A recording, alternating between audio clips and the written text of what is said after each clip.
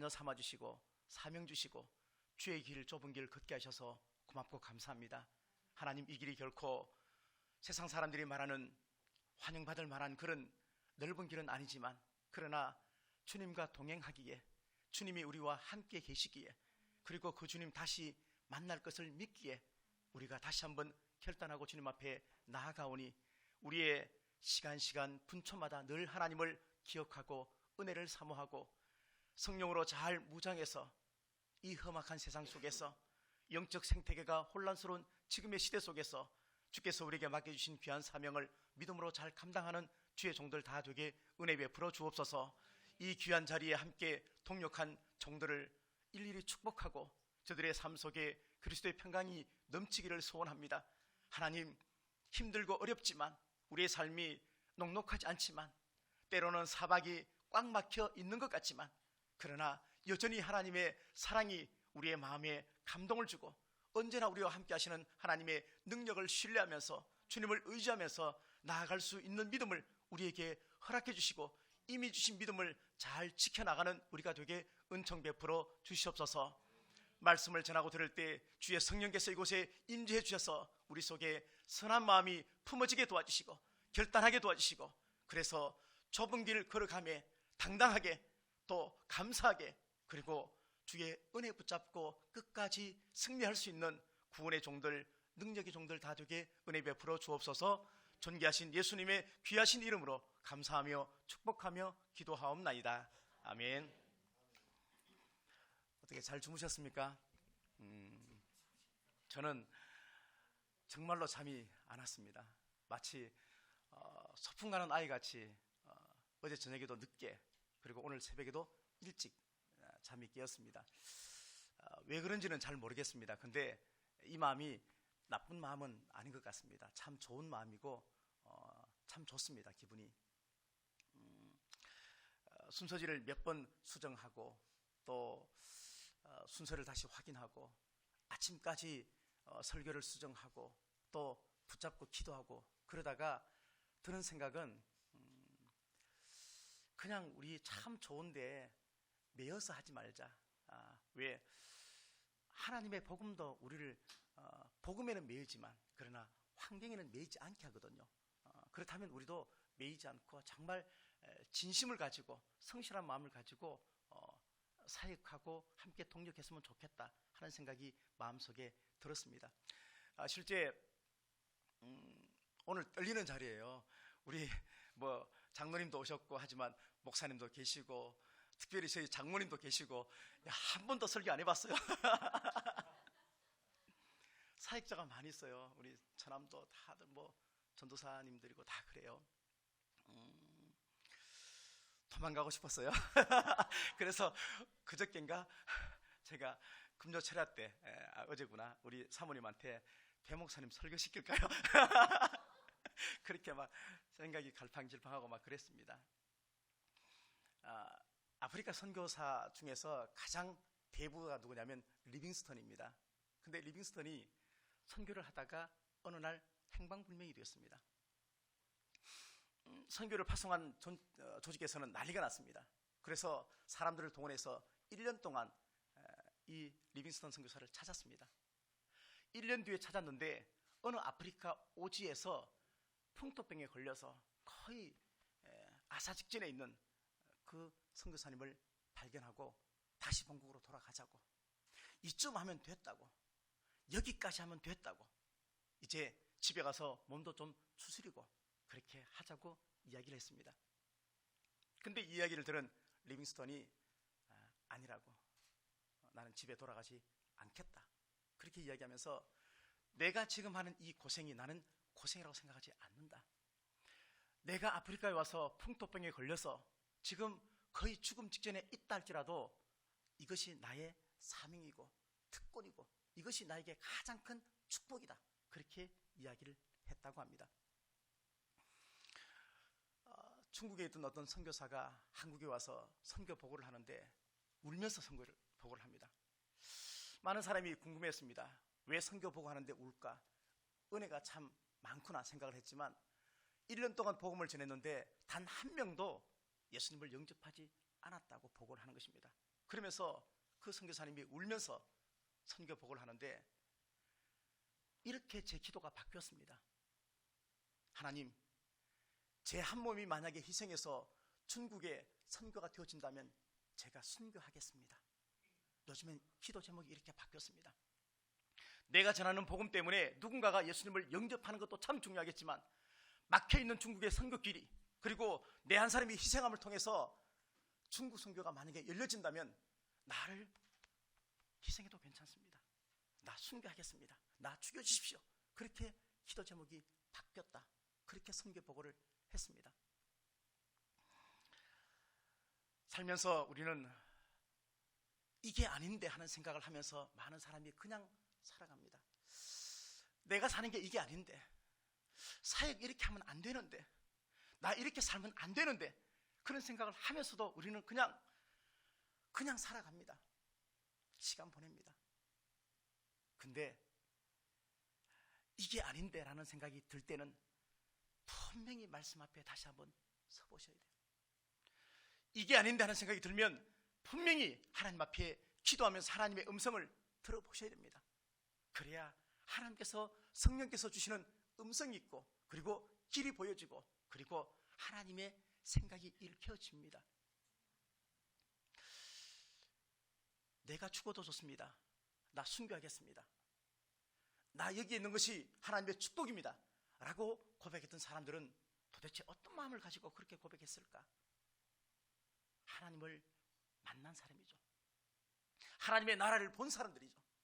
예수님의 은혜를 경험한 사람들이죠. 하나님을 만난 사람들이죠. 세상에 수많은 사람들이 교회를 다니지만, 그러나 하나님의 나라에 대한 5가지 무서운 진실이 있는데, 그 진실은 뭐냐면 교회 다닌다고 다 천국 가는 것은 아니라는 사실이에요. 교회 다닌다고 다 천국 가는 것은 아니라는 사실입니다. 때로 마음이 답답할 때도 있습니다. 며칠 전에 제가 어떤 선교회 설립 예배 하는 순서지를 봤습니다. 그 교회 목사님도 만나뵀습니다. 순서지 보고 그 교회도 보고 그 다음에 그 선교회도 제가 감히 짐작할 수 있었습니다. 순서지를 딱 보니까 축사, 국회의원, 뭐뭐뭐 의원, 축사, 구청장, 누구누구누구, 축사, 누구누구누구, 축사, 누구누구누구. 자그마치 축사만 4분이 하시더라고요. 근데 그 내용을 보면서 제 마음이 왜 이렇게 씁쓸했는지는 잘 모르겠습니다. 정말로 축하할 일이거든요. 선교회가 하나 조직된다는 것은 그만큼 귀한 일이고 축복된 일인데, 그 순서지를 보고 그 목사님을 제가 직접 만나보고 난 다음에 마음에 왜 그렇게 씁쓸한 마음이 들었는지는 잘 모르겠습니다.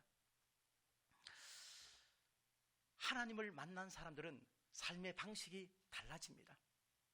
하나님을 경험한 사람들은, 하늘나라의 맛을 본 사람들은, 기도의 맛을 본 사람들은 삶의 태도가 달라집니다. 말도, 행동도, 얼굴도, 눈빛마저도 달라집니다. 당연히 가슴에 품은 생각은 당연히 달라지죠. 이게 달라지지 않고 하나님을 만났다고 감히 말할 수가 없습니다. 자기의 소유를 다 팔아서 그 밭을 샀던 그 농부의 마음이 바로 우리의 마음이다 하는 생각을 해보았습니다. 세상에서 누가 가장 아름다울까? 많죠. 땀 흘리면서 열심히 일하는 농부, 운동선수의 그 땀방울, 열심히 생업에서 일하시는 그분들의 그 수고와 애씀들, 너무나 귀하고 아름답죠. 근데 성경에서는 뭐라고 말하느냐? 사도행전 20장 24절에서 내가 달려갈 길과 주 예수께 받은 사명, 곧 하나님의 은혜의 복음을 증언하는 일을 마치려 하면은 나의 생명조차 조금 더 귀한 것으로 여기지 아니한다. 그렇게 말하면서 사명을 쫓아가는 사람을 가장 아름답다고 얘기를 하고 있습니다. 그 사명은 하나님이 주신 사명입니다. 내가 내 마음대로 설정한 사명이 아닙니다. 내가 내 마음대로 사는 것이 아닙니다. 하나님이 나에게 주신 사명, 하나님께서 나에게 허락하신 그 좁은 길, 그 길을 가라고 나를 부르셔서 그 콜링에 응답했던 그 사람이 가는 좁은 길, 그 사명을 이루면서 가는 사람이 가장 행복한 사람이고 가장 아름다운 사람이고, 성경은 그렇게 증언하고 있습니다. 어느 동네에 슈퍼마켓 주인이 손님에게 이런 말을 합니다. 우리 동네 이번에 교회에 오신 목사님은 설교를 참 잘하시는 모양이야. 우리 목사님 설교 참 잘하신다고. 그래서 손님이 혹시 그 교회 다니십니까? 물어보니까 아니요, 저 그 교회 안 다녀요. 근데 그걸 어떻게 아세요? 이 슈퍼 주인이 하는 이야기가 우리 집에 외상값을 갚지 않는 저 교회 교인이 있는데 그 목사님 부임한 이후에 외상값을 다 갚았네요? 그렇게 말을 하는 거예요. 적어도 예수님을 믿는다면 세상 사람들과는 조금 달라야죠. 깊이도 조금 더 있어야 되고 배려함도 조금 더 있어야죠. 같은 이방인하고 똑같이 하면서 어떻게 구원받았다고 감히 말할 수가 있습니까? 너희가 바리새인의 의보다 낫지 않으면 결탄코 천국에 들어가지 못하리라, 그렇게 말했습니다. 우리가 너무나 무서운 말씀, 주여 주여 하는 자마다 다 천국에 들어갈 것이 아니라 내 아버지 뜻대로 하는 자가 천국에 갈 수 있다, 그렇게 말했습니다. 나는 과연 하나님의 뜻대로 살고 있는가? 내가는 복음의 수혜자고 나는 복음을 접했고 나는 예수님을 만났는데 여전히 내 안에 받은 한 문화를, 한 달란트를 그냥 품고만 살면서 이자도 남기지 못하는 삶을 살아가고 있는가? 우리는 날마다 이 문제에 대해서 심각하게 고민해 봐야 됩니다. 오늘 읽었던 사도행전 20장 말씀 쭉 보시면 바울이 에베소 교회 장로들과 함께 헤어지는 장면입니다. 에베소 교회 성도들 3년 동안 눈물로 훈계하면서 그들의 바른 길을 위해서, 바른 복음을 위해서 사역을 했습니다. 그러면서 이제 하나님께서 명령하신, 성령께서 이끄시는 그 한 지점 예루살렘을 향해서 사람도 말리고 성령께서도 어떻게 될지 다 알려준 그 좁은 길을 가려고 지금 계획하면서 이제 헤어지는 장면을 기록을 하고 있습니다. 그러면서 세 가지 권면을 하고 있습니다. 22절 말씀 보니까 보라, 이제 나는 성령에 매여 예루살렘으로 가는데 거기서 무슨 일을 당할는지 내가 알 수 없다, 그렇게 말하고 있습니다. 23절 말씀에 오직 성령이 각 성에서 내게 증언하여 결박과 환난이 나를 기다린다 하시나니, 성령의 마음이, 성령이 주시는 마음이 예루살렘에 올라가면 반드시 환난과 핍박이 있다고 이미 알려주었습니다. 근데 바울은 조금 더 늦게 가도 좋을 텐데 굳이 빨리 작별 인사를 하고 지금 예루살렘을 향해서 갑니다. 하나님이 아브라함에게 이삭을 바치라고 말했습니다. 근데 이삭을 바치는 기한을 정해주지 않았습니다. 근데 그 하나님의 명령을 듣고 다음날 아침 일찍 이삭을 데리고 모리아산을 향해서 떠나갑니다. 이런 마음이 어떻게 생길까요? 사명에 매여 있는 사람들은 세월을 허탄한 곳에 보내지 않습니다. 다시 말하면 세월을 아끼라 말하지 않더라도 그 사람은 세월을 아끼면서 살고 있습니다. 사명을 감당하면 사명의 축복이 있습니다. 힘들다고 모든 것이 다 불필요한 것은 아닙니다. 교회를 위해서, 하나님을 위해서, 약한 한 이웃을 위해서 사명을 주신 그분의 말씀에 순종해서 그 좁은 길을 걸어가면 그에 합당한 축복이 있습니다. 마음에 은혜가 있고 평강이 있고 누군가가 세워지고 그리고 마지막에 다시 만날 그분께서 잘했다, 착하고 충성되었구나, 그렇게 우리에게 주시는 음성을 우리가 들을 수 있고 그분을 대면할 수가 있다는 것입니다. 요즘은 교회에서는 보면 직분을 줘도 직분을 잘 안 받으려고 합니다. 그래서 서리집사 정도까지는 받을 수 있는 것 같아요. 근데 안수집사, 뭐 이렇게 장로, 성도들이 뽑아줘도 안 하려고 막 그래요. 그래서 직분을 막 이렇게 사양해요. 나는 그거 감당할 수 없노라고 그렇게 이야기를 합니다. 착각이죠. 왜냐하면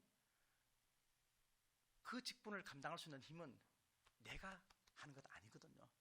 하나님께서 감당할 힘을 주신다, 그렇게 말씀하셨어요.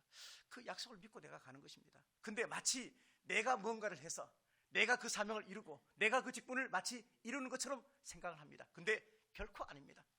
하나님은 때로 피할 길도 주시고 때로 은혜도 주시고 때로 물질도 공급해 주시고 때로 만나기도 하시고 순간순간 합력해서 선을 이루게 하시고 때마다 시마다 하나님이 항상 내 곁에서 나를 지켜주시고 보호하시는데 마치 내가 뭔가를 한다고 생각하는 그런 영적 교만함 속에서 직분을 사용하고 만약에 직분을 주면 안 받겠다고 이야기하고 계속 고집하면은 교회 옮기겠다고 막 이렇게 엄포도 놓습니다. 전 그런 사람 봤어요. 바울이 에베소 교회를 떠나면서 성도들과 함께 목을 붙잡고 울었습니다. 다시 못 만날 것을 생각하면서 목을 붙잡고 울었는데 실제 그것이 사실이 되었습니다. 다시 못 봤습니다. 이들은 다시 만날 수 없었습니다. 근데 바울은 한 가지 사실은 꼭 믿었습니다. 자기는 에베소 교회를 떠나지만 예수님은 말씀은 에베소 교회를 끝까지 지켜줄 것을 믿었습니다. 그래서 바울은 오늘 말씀 가운데 내가 말씀으로 훈계하노니 라고 이야기했습니다. 말씀으로. 김동호 목사님께서 교회 건축을 하는 과정 속에서 이제 은행에다가 대출을 조금 받으려고 했습니다. 적지 않은 금액이었습니다. 그렇지만 그 당시 그 교회에서는 교세와 그리고 또 성도들 헌금 이런 걸 다 봤을 때 충분히 이자와 원금을 갚을 수 있는 교회였습니다. 근데 은행에서 거절 사인이 왔습니다. 또다시 뭔가 행정적인 착오가 있나 싶어서 다시 신청을 했는데 은행에서 대출 못 준다는 거예요. 김동호 목사님이 순간 마음이 좀 상했습니다. 교회 규모도 상당히 크고 헌금도 상당히 많은데 그게 왜 대출이 안 될까? 그래서 담당 직원을 불러서 물어봤더니 이렇게 이야기하는 겁니다. 교세나 그 다음에 성도들 숫자 이런 걸 보면 충분히 대출해 줄 수 있는데 목사님 교회는 목사님만 무너지면 교회가 다 무너질 것 같아요. 이렇게 말하는 거예요. 목사님만 무너지면 교회가 다 무너질 것 같아요. 이렇게 말하면서 목사님 한 사람을 보고는 대출해 줄 수 없다고 얘기하는 거예요. 교회는 목사 혼자 하는 것이 아닙니다. 교회는 함께 동력하면서 세워진 여러분들의 희생과 땀과 눈물과 그리고 목사는 앞에서 이끄는 존재가 아닙니다. 뒤에서 함께 이렇게 뒤에서 가는 존재가 목사입니다. 그래서 김동호 목사님이 어떻게 했느냐? 바로 교회 가서 자기의 모든 교회 영향력을 뺐습니다. 그리고 성도들에게 모든 영향력을 다 나누어 주었습니다. 그러면서 그 길로 바로 1년짜리 안식년에 들어갔습니다. 내가 없어도 내가 빠져도 목사 한 명이 빠져도 교회가 잘 하나님의 은혜 가운데 든든하게 서가기를 바라는 마음속에서 딱 안식년 갔는데 안식년 간 첫날에 그게 성도가 1000명이 안 왔습니다. 별로 놀라지 않네. 우리 여기 50명도 안 되는데 1000명이 빠진 거예요. 그 소식을 장로님을 통해서 전화를 받았습니다. 목사님이 안식년 다 가니까 교인수가 1000명이 빠졌어요. 옛날 같았으면 당장 돌아갔죠. 당장 돌아가서 안식년이고 뭐고 다 그냥 다시 돌아가서 교인들 독려하고 해서 교인들 나오라고 그렇게 말했을 것인데 가지 않았다. 내가 빠져야 된다. 교회에 사람이 빠져야 되고 교회에 목사가 빠져야 되고 교회는 주님이 세워가신다. 주님이 함께 세워가는 게 진짜 교회다. 그렇게 생각하시면서 본인이 빠졌다는 거예요. 선교하다 보면 그런 고백을 참 많이 합니다. 하나님이 다 하셨습니다. 오늘 바울도 보니까 자비량으로 선교했습니다. 자비량으로 선교하면서 바울이 주는 권면 가운데 한 가지가 뭐냐면 돈에 매이지 말라는 겁니다. 돈에 매이지 마라. 선교사들 가운데 많은 분들이 정말로 목숨 걸고 선교합니다. 근데 간혹 가다 보면 다는 아닌데 마음속에 아픔이 있는 선교사가 있어요. 너무 돈에 민감한 선교사님 계시더라고요. 처음 올 때 저런 마음이 아니었을 텐데 왜 저렇게 변질이 됐을까? 그 중심에 한국교회도 책임이 있습니다. 그분의 모든 선교 이후의 삶을 보장해 주지 않으면 선교사는 선교하면서 마음에 변질이 생겨지기 시작합니다. 왜? 선교 다 끝나고 갔을 때 생활 여건들이 없습니다. 지금 한국교회가 그렇게 점점 되어가고 있습니다.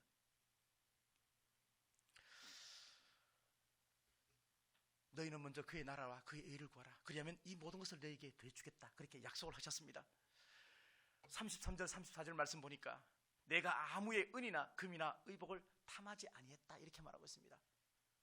목사가 돈에 선교사가 돈에, 교회가 돈에 매이면 그때부터는 끝입니다.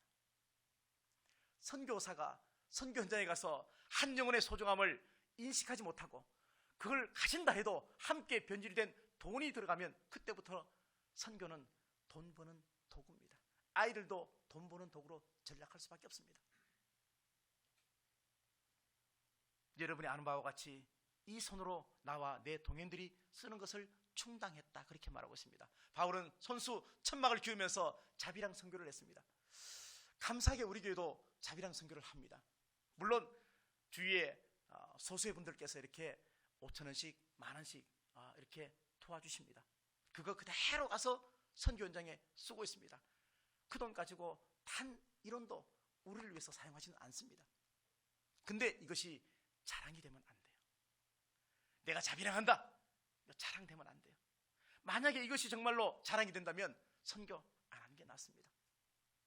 그분들의 순수한 마음을 받았어. 그분들의 정말로 따뜻한 마음을 받았어. 물질이 있는 곳에 마음이 있고 마음이 있는 곳에 물질이 가는데 그 물질을 받아서 사용하면서 우리가 이거 딴 데 가서 자랑하라고 그분들이 우리에게 물질 준 것 아니거든요. 바울은 그렇게 말합니다. 내가 아무의 은이나 금이나 의복 절대 탐하지 않았다, 그렇게 말합니다. 사역은, 그리고 선교는, 그리고 헌금은 감사하는 마음과 그리고 즐거운 마음으로, 행복한 마음으로 하나님의 나라 확장을 위해서 하나님의 나라를 경험한 사람들이 하는 사역이 이것입니다. 두 번째 당부는 뭐냐면 약한 자를 도우라, 그렇게 말하고 있습니다. 35절 말씀 보니까 수고하여 약한 사람을 돕고 또 주 예수께서 친히 말씀하신 바 주는 것이 받는 것보다 복이 있다, 이렇게 말씀을 하고 있습니다. 약한 자가 누굴까요? 가장 약한 자는 병든 자, 아픈 자, 고아, 맞죠? 근데 영적으로 약한 자는 예수님을 모르는 사람이 가장 약한 자예요. 예수님을 알지 못하는 사람, 자기 마음대로 살고 있는 사람, 이 세상이 끝이라 생각하고 여기까지가 끝이라 생각하고 눈에 보이는 것에 따라가는 사람들, 이 사람들이 가장 약한 사람이에요. 근데 성경에는 또 다른 이야기가 있습니다. 악한 사람이 있습니다. 게으른 사람이 있습니다. 누구냐? 복음을 먼저 접했지만 그 복음을 나만 간직하고 있는 사람을 가지고 이 악하고 게으른 종아라고 이야기하고 있습니다. 그 사람한테 악하다고 얘기를 하고 있습니다.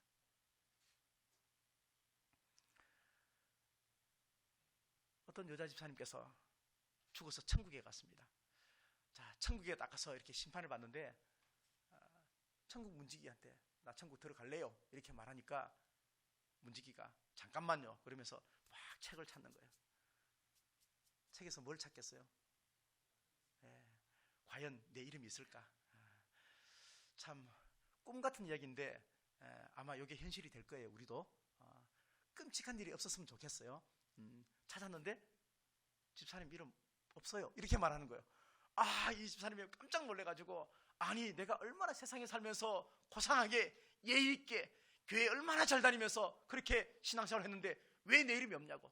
나는 누구보다 거짓말도 적게 하고 누구보다도 잘 살고 누구보다도 헌금도 많이 하고 그렇게 살았는데 왜 내 이름이 생명책이 없나고 그렇게 따져 물었습니다. 그때 천사 문지기가 하는 말이 이렇게 말합니다. 천국에 들어가지 못하는 것은 어떤 죄를 지어서 못 가는 것이 아니고 어떤 것을 하지 않았기 때문에 천국에 못 가는 거라고. 예수 믿지 않으면 천국에 못 가요.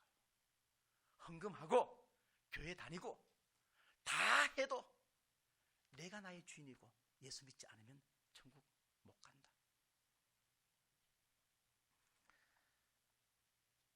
하나님 나라에 대한 무서운 사실 한 가지는 말씀드렸습니다. 마지막 심판 때에 교회 다닌다고 다 천국 가는 것은 아니다. 두 번째, 구원받는 사람보다 멸망당하는 사람이 훨씬 많을 것이다. 이거는 심각하고 두려운 사실입니다. 분명할 것입니다. 구원받는 사람보다 멸망당하는 사람이 훨씬 더 많을 것입니다. 세 번째, 죽은 다음에는 기회가 없습니다. 네 번째, 지금 이 순간이 우리의 마지막 기회일지도 모릅니다. 우리 가운데 예수님을 믿는다고 하면서 정말 내 안에 예수님이 살아계시는지 다시 한번 내 믿음을 확정하십시오. 로마서 13장 5절 말씀같이 너 안에 믿음이 있는가 확인해보라. 날마다 우리의 삶 속에 믿음의 삶이 있는지 고백만 하지 말고. 다섯 번째, 지금 이 순간이 어떤 사람에게 마지막 기회다. 저희가 올 3월 달에 아렌다 평강교회 사역을 갔다 왔습니다. 근데 거기는 젊은 청년들과 아이들이 상당히 많습니다. 앞에 청년 가운데 말크라는 청년이 있습니다. 이름이 말크예요. 앞에서 찬양했던 청년이에요. 그 청년의 어머님이 지난 8월 달에 암에 걸려서 갑자기 돌아가셨어요. 저한테 카톡이 왔어요. 어머님 돌아가셔서 너무 가슴 아파한다고. 우리한테는 그런 복음의 시간의 긴박함을 가지고 살아야 됩니다. 구원의 절박한 마음이 우리 속에 있어야 됩니다. 사도 바울은 그것을 가지고 뭐라고 말해요? 복음을 전하지 않고는 견딜 수 없는 마음이 내 안에 있다 그렇게 말했습니다. 내 안에 뜨거운 마음이 있다고 그렇게 말했습니다. 이게 구령의 열정이고 복음의 열정입니다. 선교가 무엇인가? 초점이 선명한 사진, 아주 선명한 초점이 선명한 사진을 바라보면서 기뻐하고 즐거워하는 것이 마치 나는 선교라고 생각했습니다. 사람이 흐리멍텅하게 살면 누가 봐도 야 정신 차리고 똑바로 살아 이런 이야기 하잖아요. 흐릿한 사진을 보면은 아무리 또렷하게 하려고 해도 또렷하게 잘 안 돼요. 근데 선명한 사진을 보면은 마치 사진이 살아있는 것 같아요. 우리의 삶이 그랬으면 참 좋겠어요. 선명한 하나님을 바라보고 내 삶도 선명하고, 그래서 하나님이 정말로 기뻐하는 삶을 살면 우리의 삶이 더 깨끗해지고 더 성결해지고 더 거룩한 삶이 되어지는 것입니다. 누군가가 내 삶을 봤을 때 내 삶이 선명해야죠. 하나님이 내 삶을 봤을 때 내 삶의 영역이나 내 삶의 방향이나 내 삶의 가슴의 생각이나 내 삶의 모든 삶의 내용이 선명해야죠. 쟤는 왜 사는지 모르겠어. 그러면 안 되죠.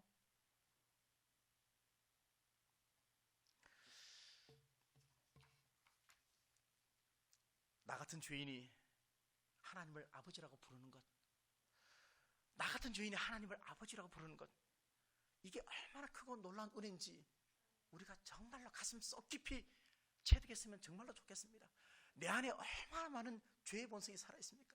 내 안에 흔히 말하는 억만 가지 죄가 있는데, 그럼에도 불구하고 매일매일 바뀌는 그런 죄를 내가 가지고 살고 있는데, 죄를 먹고 마시고 살고 있는데, 그 거룩하시고 깨끗하시고 존귀하시고 흠이 없는 죄를 모르시는 그분께서, 선하신 그분께서 자기를 보고 나를 아버지라고 부르라고 얘기했어요. 근데 우리는 하나님을 아버지라고 부르면서 그렇게 살지 못하는 우리의 연약함을 날마다 주님 앞에 회개할 수밖에 없는 것이 우리의 삶의 모습입니다. 누군가가 그렇게 살지 못한다고 정죄할 필요 하나도 없습니다. 왜? 나도 똑같습니다. 다르지 않습니다. 그들과 나 사이에 종이 한 장밖에 차이가 없습니다. 우리가 십자가를 믿는다는 것은 눈에 보이는 십자가 바라보며 사는 것 아닙니다. 십자가에 달리신 예수 그리스도, 그분을 인식하며 그분이 기뻐하는 대로 살아가는 것입니다. 그래서 영어 성경에 보니까 into the cross라고 얘기했어요. into the cross. 성경 안, 십자가 안에 들어가는 삶이에요. 십자가를 멀찍이 보는 게 아니에요. 내가 십자가 안에 들어가서 사는 게, 그게 진짜 십자가를 지고 가는 거예요. 오늘 설교 제목이 뭐든가요? 우리 옆에 좌우에 눈빛 한번 볼까요? 과연 눈빛이 어떻게 선교할 만한 눈빛인지, 살아있는 눈빛인지. 설교 제목을 이렇게 정한 것은 방금 지금 제가 이야기하는 이 이야기 때문에 그렇습니다. 어떤 목사님이 청소년 사역을 했습니다. 거리에 있는 청소년들, 그 아이들과 함께 사역을 하면서 사역이 너무 힘들었습니다. 고난도 많고 참 집에는 들어가는 걸 꿈도 못 꿨습니다. 사건, 사고, 그리고 돈 들어가는 일들, 그리고 변명하고 용서해야 되고, 어쨌든 너무나 사역이 힘들었는데 어느 날 아들이 온 거예요. 한참 집에 안 들어갔기 때문에 아들이 아빠를 보러 왔어요. 그래서 아버지 목사 찾아보고 왔어요. 그래서 그 모처럼 만에 보는 그 아들하고 함께 이야기를 막 하고 있는데, 자기가 함께 있는 그 아이들이, 거리 아이들이 들어왔어요. 와서 한참을 보더니만도 그 목사님한테 이렇게 말하는 거예요.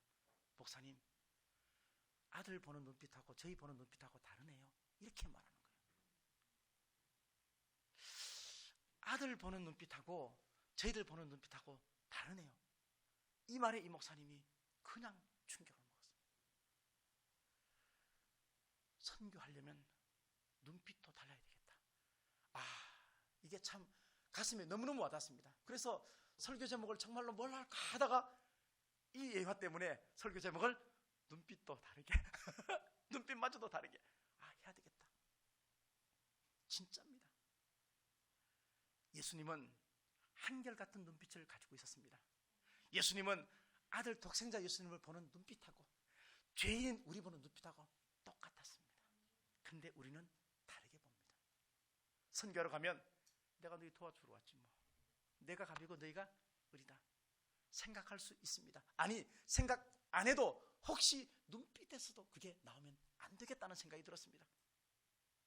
교회 안에서 열심히 봉사하고 사역하고 영향력 있는 사람에 대한 눈빛과 그리고 그렇지 못한 사람의 눈빛이 다르면 안 됩니다. 가진 사람과 가지지 못한 사람의 눈빛이 다르면 안 됩니다. 마음이 눈빛으로 나타나고 그게 얼굴로 나타나고 입술로 나타나고 말로 나타날 수 있습니다. 한 가지 이야기만 더 하고 설교를 마치겠습니다. 주는 것이 받는 것보다 복이 있다 그렇게 말씀하셨는데 여러분은 얼마만큼 주면서 살고 있습니까? 이렇게 이야기하면 돈 이야기할 겁니다. 돈 아니에요. 얼마만큼 복음을 전하면서 살고 있느냐.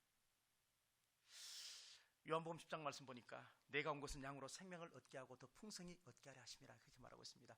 예수님께서 이 땅에 오신 것은 너희에게 생명을 주기 위해서 내가 왔다 그렇게 말했습니다. 예수님은 주기 위해서 오셨습니다.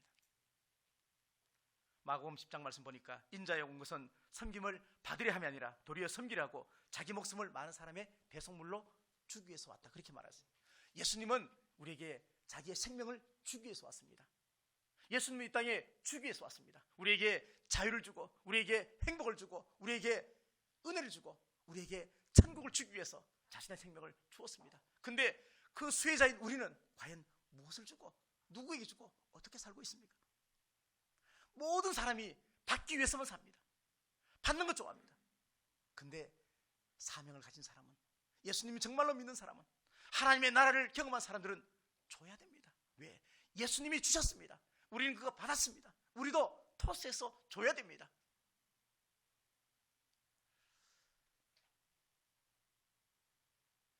선교는 결코 선택이 아닙니다. 우리 모두가 그런 마음을 가지시고 보내는 선교사 또 기도하시면서 직접 또 가는 선교사, 저희들은 그런 꿈을 가지고 있습니다. 우리 안에 나중에 어떤 기회가 되어지면 가정별로 해외에 무조건 교회 하나씩은 개척하기, 무조건 개척하기. 우리 안에 더 하나님께서 지경을 넓혀 주셔가지고 사역을 폭넓게 그리고 건강하게 그리고 바르고 정직하게 사역을 하고, 또 우리 안에도 지금은 중고등부들이 몇 명 안 되지만 더 아이들이 많아지면 선교사도 나오고 목사도 나오고, 물론 의사도 나와서 돈도 많이 벌어야 되고요. 그렇게 해서 건강한 교회, 그런 교회가 되는 것을 저는 정말 꿈꾸고 있습니다. 저는 이번에 총회 선교 개척 세미나에 갔다 왔습니다. 2박 3일 갔다 왔는데 어떤 분이 그런 이야기를 했어요. 나이가 65세가 넘었어요. 근데 이제 신학을 끝내고 개척을 하려고 하는 거예요. 주변 사람들이 전부 다 말렸대요. 왜 이 나이에 개척하냐고. 하면 70세 은퇴야. 왜 하려고 하느냐고. 근데 사연이 있더라고요.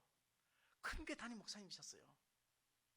큰교 담임 목사님인데 담임 목사직을 내려놓고 이제 다시 개척을 하는데, 옛날에는 개척 교육이 옛날에는 없었어요. 근데 최근에 이게 생겼어요. 통합 측에. 그래서 무조건 개척을 하면 이 세미나에 참석을 해야 돼요. 근데 담임 목사 할 때는 개척할 만한 믿음이 없었대요. 근데 담임 목사를 하면서 마음속에 이제 내가 개척을 할 만한 믿음이 본인 스스로 생긴 거예요. 그러면서 개척해야 되겠다 생각을 하고 담임 목사직을 내려놓고 다시 사모님하고 둘이서 개척하는 거예요. 둘이서. 교회도 하나도 받지 않고 그렇게 개척을 하는 겁니다.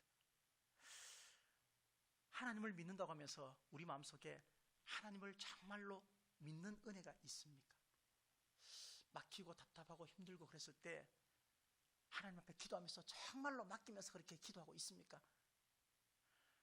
개척할 만한 믿음이 생겼다고 생각되어졌을 때 자신의 소유를 다 버리고 개척을 결심했던 그 목사님 같이 우리도 우리 마음속에 하나님을 진실되게 믿는 믿음이 있는가? 하나님을 정말로 내 주님이요, 내 왕이요, 나의 전부요, 다시 만날 그분을 생각하면서 주님께서 기뻐하시는 그 좁은 길, 십자가 그 길을 갈 믿음이 내 안에 있는가? 내가 정말로 죽어도 괜찮은가? 죽을 수 있는가? 내 자녀가 앞에서 죽는 거 보면서도 나도 손잡고 같이 죽음의 길을 걸어갈 수 있는가? 우리는 끊임없이 이러한 영적 도전에 대한 질문에 응답을 스스로 믿음을 통해서 가져야 합니다. 그렇지 않으면 이 어려운 시대에 다들 좁은 길 가는 척하면서 넓은 길을 다 가고 있는 사람들입니다. 우리 모두가 이런 마음을 가지고 믿음으로 승리하시는 복된 성도들이 다 되시기를 간절히 바라겠습니다. 기도하겠습니다. 하나님 아버지 고맙습니다. 바울이 자기가 죽을 것을 알면서 예루살렘을 향해서 성령의 지시에 응답해서 거절치 아니하고 올라갔던 모습을 바라보면서 하나님, 우리도 이 땅에 눈에 보이는 것에 매이지 아니하고 돈에 매이지 아니하고 사명을 바라보고 또 받았으니 거저 주라 하신 그 말씀에 순종해서 복음을 전하고 주면서 우리의 남은 평생을 살아갈 것을 다시 한번 주님의 말씀 앞에 서약하고 결단합니다. 하나님 아버지, 이런 마음들이 결코 인간적인 마음이 아니고 성령께서 주시는 긍정의 마음이 되게 하시고 믿음의 마음이 되게 하셔서 우리의 삶의 환경 속에서 날마다 복음을 증가하고 복음을 나타내고 복음의 향기된 삶을 살아갈 수 있는 우리가 되게 은혜 베풀어 주시옵소서. 이 자리에 함께 동참해서 하나님 앞에 영광을 돌리는 우리 모든 주의 종들의 생각과 마음 속에, 삶 속에, 생활 속에 주님을 부인하지 아니하고 거룩한 삶을 통해서 주 앞에 영광 돌리며 복음의 나팔의 사명을 믿음으로 잘 감당하는 주의 종들 다 되게 은혜 베풀어 주시옵소서. 존귀하신 예수님의 귀하신 이름으로 감사하며 기도하옵나이다. 아멘.